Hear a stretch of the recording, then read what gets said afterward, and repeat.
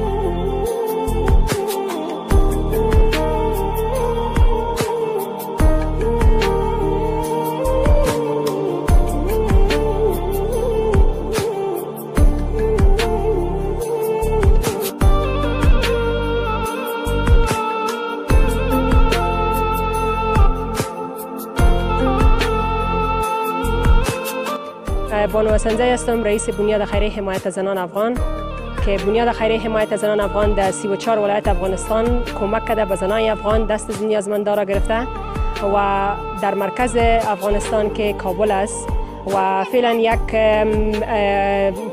بخش امنیتی که بسیار در افغانستان خراب است، بانک‌ها بسته است، مردم اقتصادش بسیار ضعیف است و تحت فقر زندگی میکنند.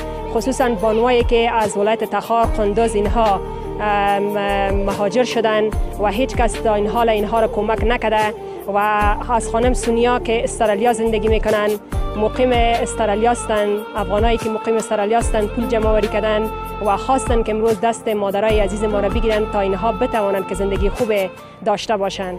و من تشکری خاص میکنم از خانم سونیا که استرالیا زندگی میکنه که از طریق بنیاد خیریه حمایت زنان افغان دست بیشتر از زنای افغان را امروز گرفته.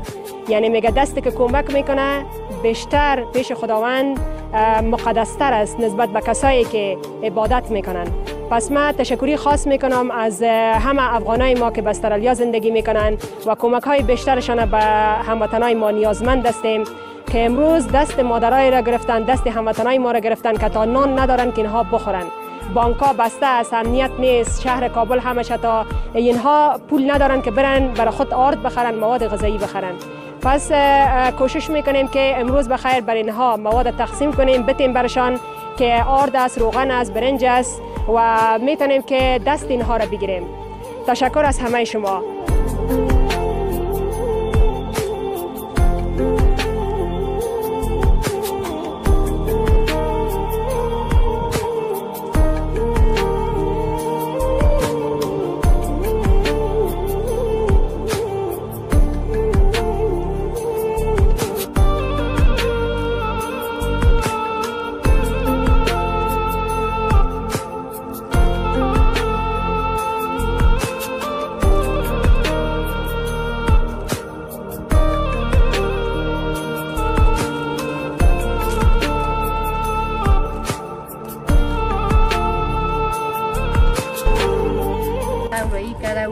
تشکر میگم بازم خداوند خیر بتیشان، جان جون بتیشان که بخش ما مردم کمک کردن. ما بسیار میان روزگار ما بسیار خراب است، بسیار گرد زندگی ما خراب است.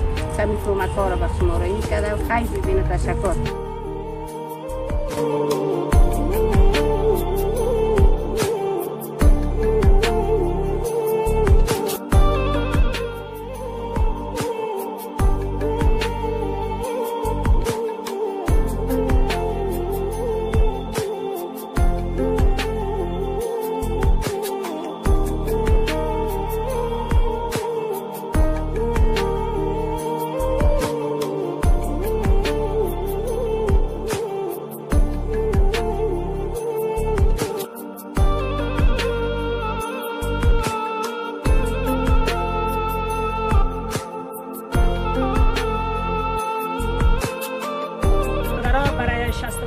نفر چیز کم 70 نفر ما مواد غذایی توزیع کردیم. امروز آمدیم پیش یک خانم که بسیار مشکلات داره. میخوایم که مشکلات از این مادر ما بشنویم که چی مشکلات داره و آیا خوش هست امروز که ما برش مواد دادیم یا نه.